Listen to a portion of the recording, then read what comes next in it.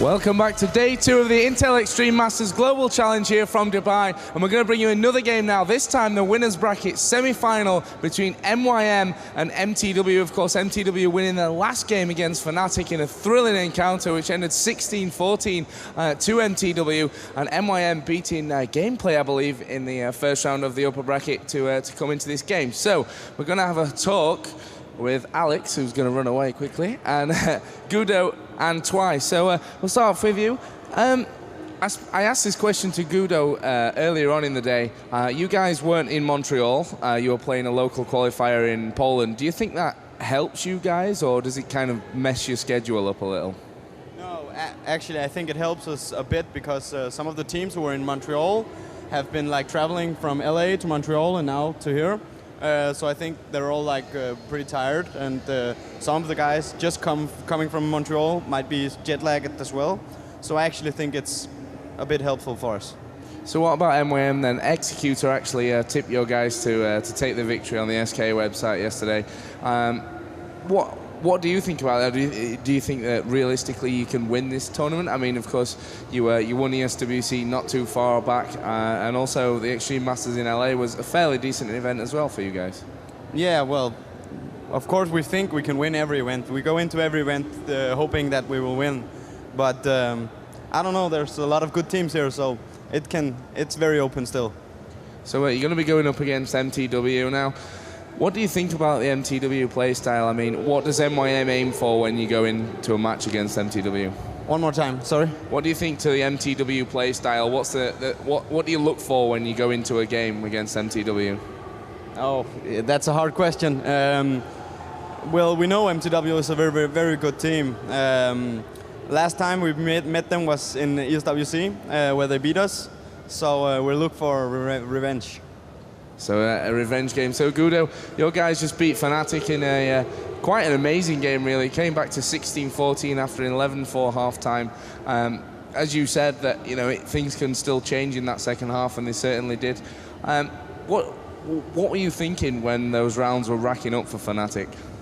Well, we know them, and I know that they are a good comeback team. They can take many rounds in a row if they really want to. So I was nervous because we just had to get 2 rounds, and we had a hard time getting the spots, both spots actually. When we tried one spot, there were 3 there, and when we tried another one, there were 3 there.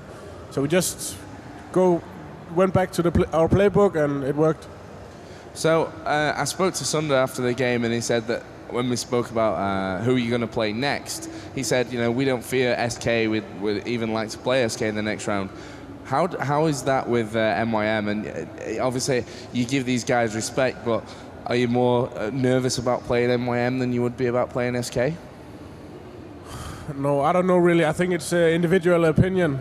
Some of them would like to play MIM. They'd like to play against the Polish team because we played them so many times. Some of them would like to beat the new SK team with Zed.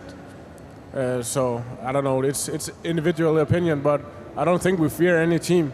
We just have to win them to be the best. So. Okay, guys, I'll let you get back to your team. So we're going to pass over once again to Tosspot and Executor, who are going to bring you all the action here from the winners bracket semi-final between MTW and Meet Your Makers. Thank you very much, Joe. Yes, this should be a brilliant match once again. I mean, I'm sick and tired of saying mouth-watering, so I'm going to try and come up with a new word. Mouth-wetting will be the one I go for. I mean, what a game this is going to be, Executor. MYM versus MTW. Second round of the bracket. MYM looking good. MTW looking fantastic. Really got a wake-up call. Well, not a wake-up call, but really got a good workout this morning by Fnatic. I mean, you're going to be hard-pressed to pick a winner, but I think I know you're going to pick MTW for this, MYM for this one. Yeah, of course, since I picked MYM to win this tournament, I guess I have to pick them. But I mean, MTW looked really good on Inferno, especially at CT, as we saw.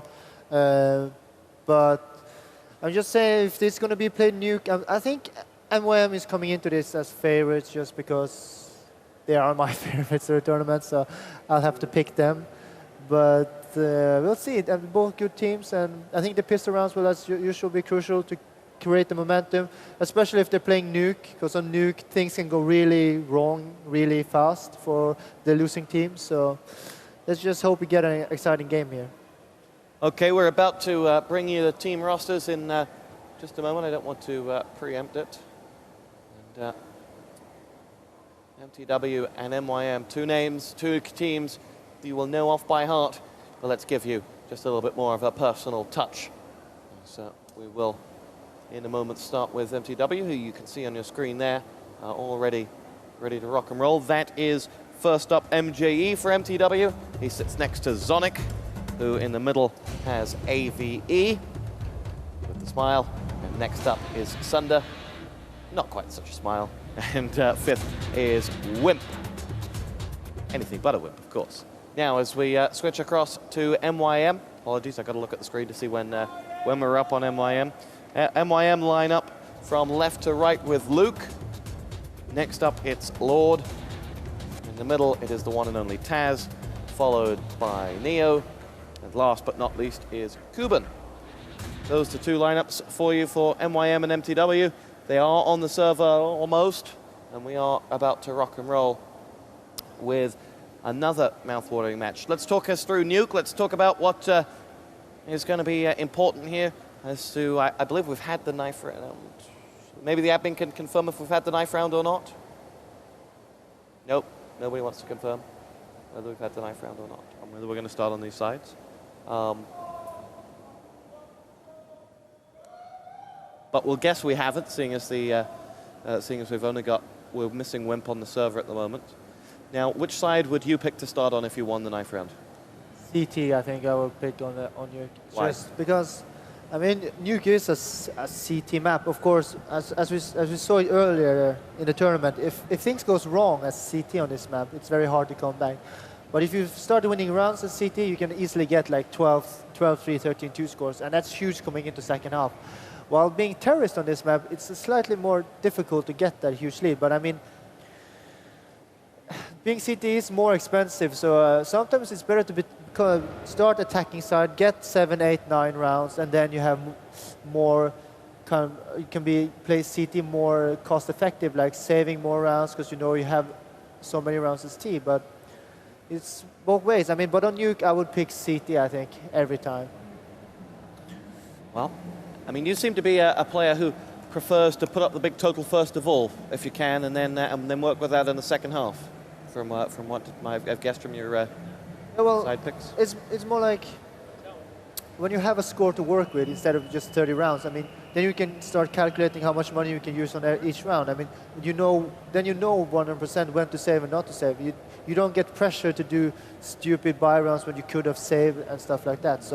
So in that perspective, I think starting as terrorist gives an advantage, since being terrorist is much cheaper than being CT. So it's easier to know when to buy as terrorist than as CT very often.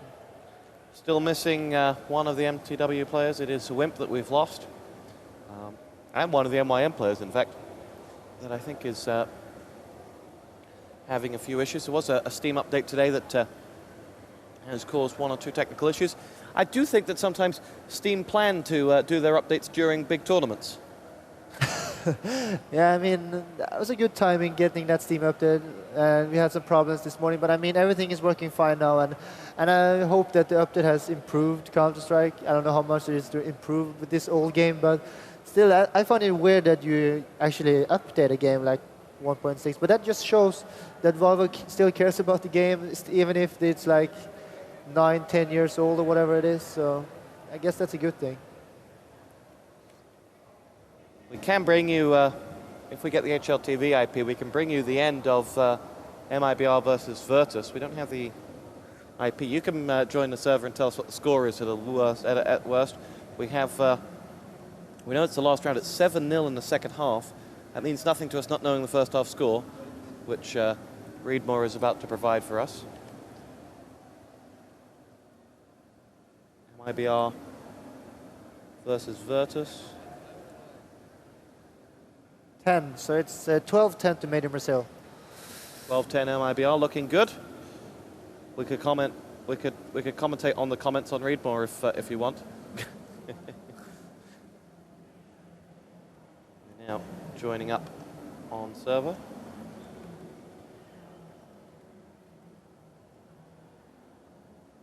I don't think anyone understands the keyboard layouts on this one. Here we go. What's the admin's going to tell me what the problem is with WIMP?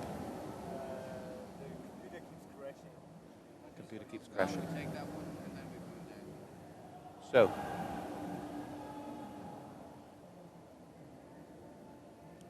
We are thinking about joining HLTV, but not so sure about it at the moment. The score is 8-0 in the second half to MIBR, which after a 10-5 loss in the second half puts them up on 13-10. Sorry, yes, 13-10. They're 3 rounds away from victory and looking good. Dust 2, a map that you would expect Kogu to be doing very well, and he is top of the scoreboard. He is. This is an AVP map, and I mean Kogu should always do well on this map.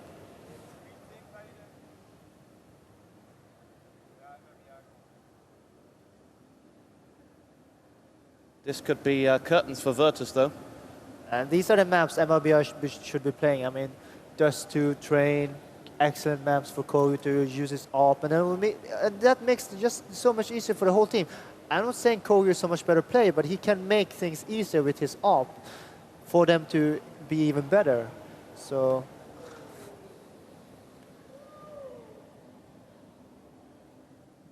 Bomb planted. Virtus with 5 players up after that bomb. Kogu and Nakto quickly make that just 3. And now Alexei will go down as well. And that leaves just 2 left up. Virtus are going to hit the deck here as Zeus and Ebba will escape, save their weapons.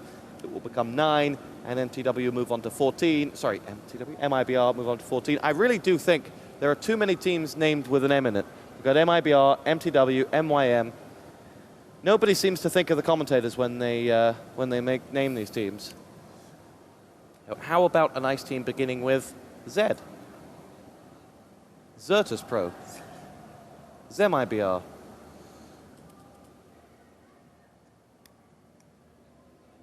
ZYM. Anyway, we are on HLTV. I've just ruined the score for you. MTW, MIBR are about to win it. But we can watch them win it at least.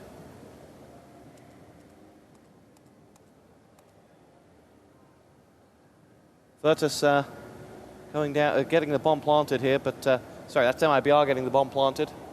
Don't know whether we'll be able to stream this HLTV for you. Kogu and Bit picking up the frags. And well, this game is pretty much over anyway on the other side.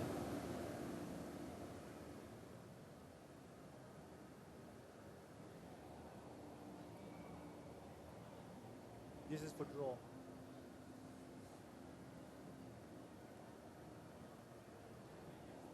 Looking on the stage, still looking over towards Wimp. What? See whether Wimp's... No, this game is soon over. See whether It's Wimp's... over in 2 rounds.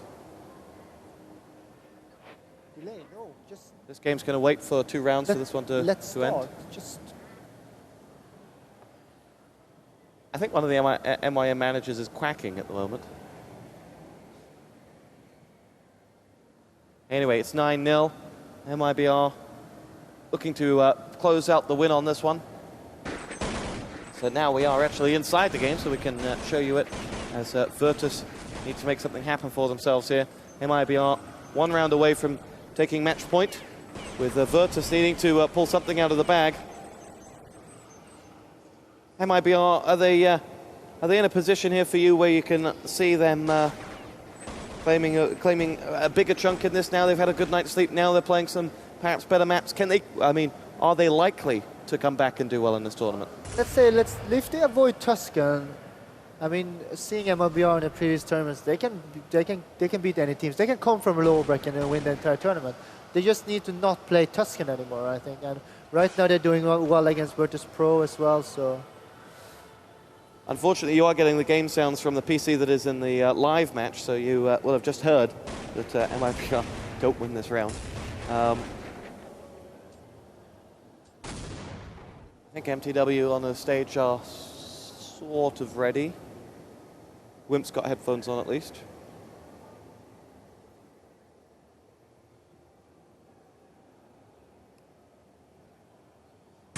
Lovely shot coming in here from Zeus as he will pick off bit 1, trying to make his way in. Lex comes up with another one, and Kogu's the only man to answer back up for MIBR, but there you go.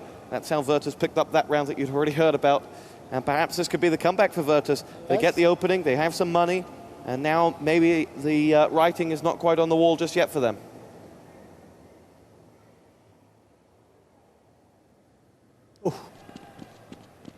Executor, you're going to have to watch this one, otherwise we get nothing on that. As you know, for Virtus, you know, what is the strength in Virtus? I mean, they've been around a long time. They've mostly got the money to keep competing, but for Virtus getting to the top, it seems like a tall order. Yeah, I mean, I don't want to put the blame on anybody, but I think it's just the Russian mentality can come in the way of getting to the top finishers sometimes. And what is that mentality? It's hard to explain, but you know it when you play them. They're pretty random at times, and they don't play as organized as the best teams. It's just about organization. They're not that organized, not that disciplined, but individually they are top-notch.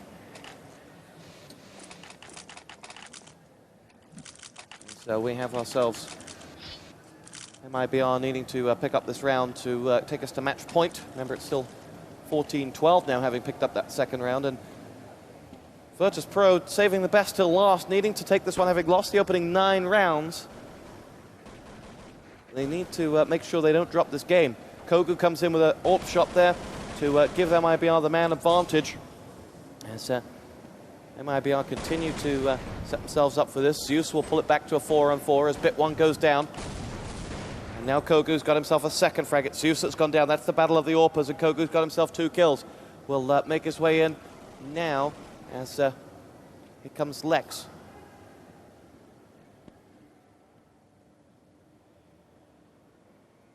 mibr set themselves up.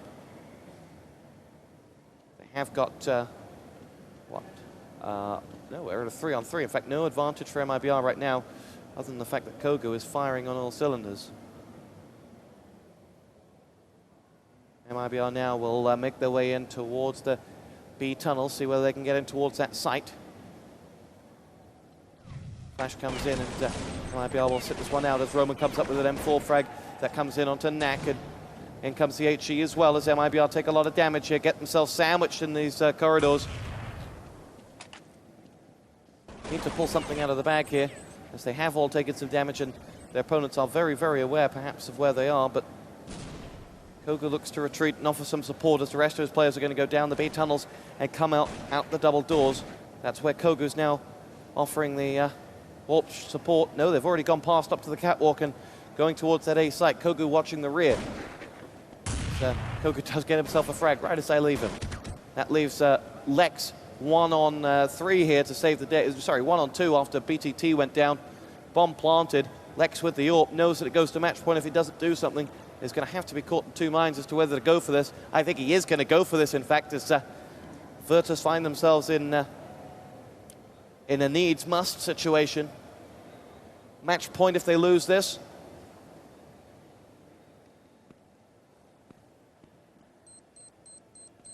And they are all set up for finding him. Kogu is the one that gets the frag, and mibr take the round, and they're on match point.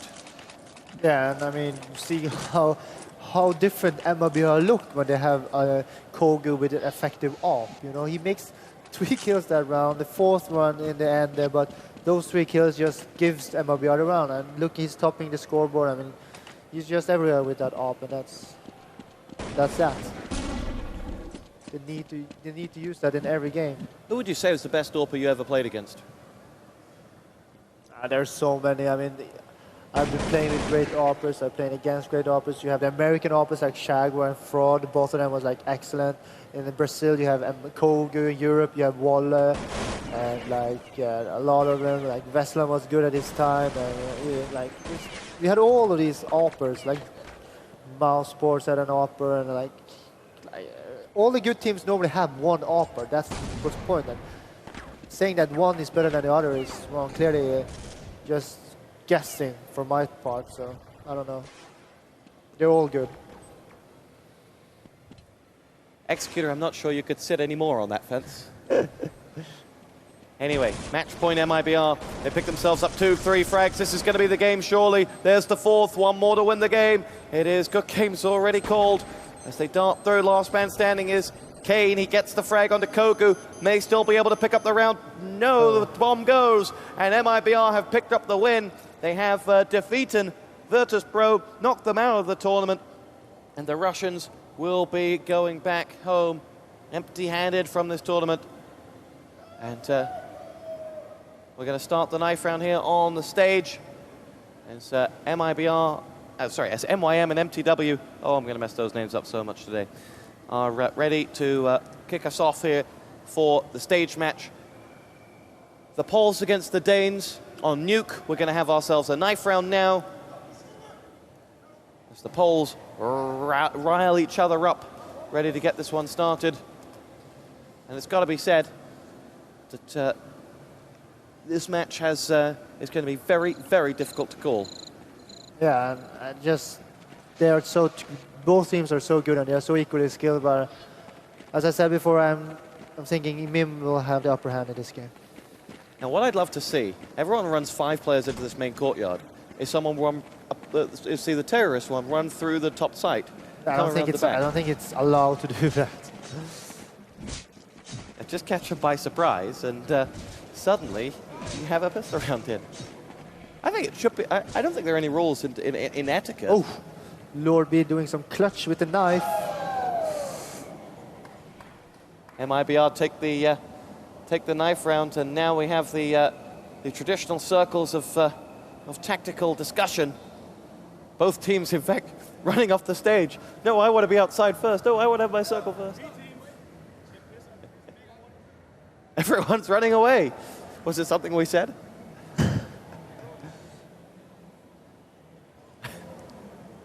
I think also a pre-match cigarette and toilet break are also in call, as actually they're going to play a different game outside, come back and then play Counter-Strike. But, well, Executor, talk to us about what goes through their minds at this moment in time, this pre-game huddle, this, how much is this influential in perhaps making sure that in the first round you're ready to go, you're off from the get-go, and nothing is going to be sloppy. You've got no excuses from this moment on. Well, I mean, I don't know. You go through tactics, you pump each other up, you try to get into the game match mentality, and from there you just keep the energy up. I mean, as playing on stage is all about keeping the energy up. I think you cannot stop talking. You have to talk all the time, and all these best teams, they know that. So kind of pre-game, they just talk a lot and just focus on what they're going to do and just repeating a lot of things, kind of, that they have been practicing on. Now, of course, need we remind you that this is a replay of the ESWC Grand Final from 2007, a match that, well, I will never forget. That match had it all. I don't know if the VOD is up on ESL TV for you to watch, but if you haven't seen that ESWC final, watch it, because you're not a Counter-Strike fan if you've not seen that ESW final. It was unbelievable. And so we're hoping for more of the same. We'll play this one best out of 3, just so we get a similar result to that final. I've talked it over with the teams. They're not got a problem with it. And for MTW, that must have been such a bitter loss to have gone so close yet so far away. But they were in that tournament. I think MTW weren't that known as a top team like now. I mean, they were the underdogs in the finals, lost the first map, and then came back second, and nobody could believe it. And even in the third map, they almost went to win the whole event. I mean, that was, and they had a crowd going, and you had Sonic standing in there at stage, and just the whole crowd was cheering for the underdogs, of course. I mean, that final for MYM was them going from WCG champions to ESWC, and it was their crown of dominance. If we're going to look more into the history books, it was somewhat the coming of age of Sunder. It was his first tournament for who were then NOA, and he put in an amazing performance in that final. Now, though, memories of that final, I'm not sure I'll ever see a CS game better than that final.